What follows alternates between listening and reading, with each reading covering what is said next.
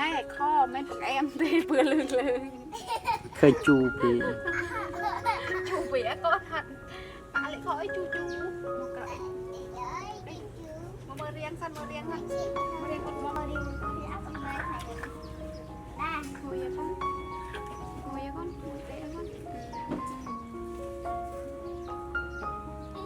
ngồi để mày con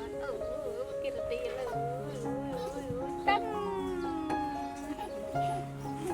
sạch nát nhom đi sạch nát ba ơi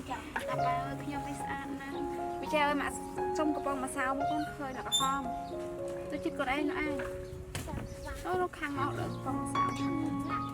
sao nó khang con nó cắm tổ cả khang luôn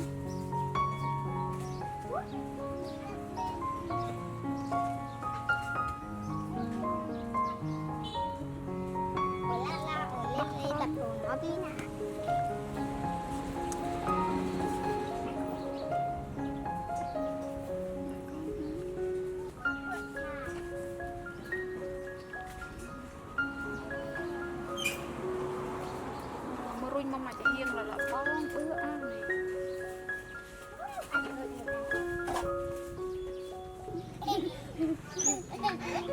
đèn sao mắt tay cồn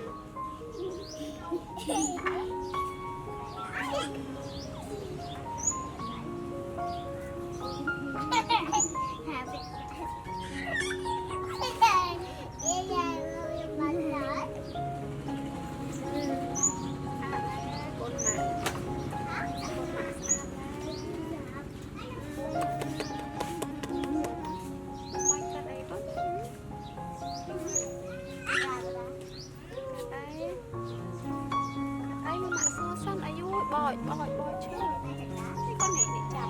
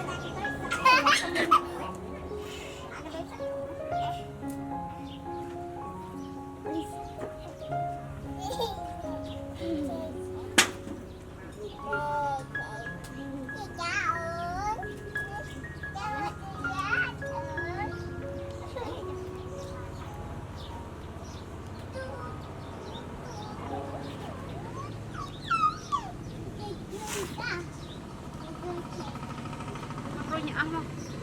rồi mà ăn đó kia đi rồi mà ăn không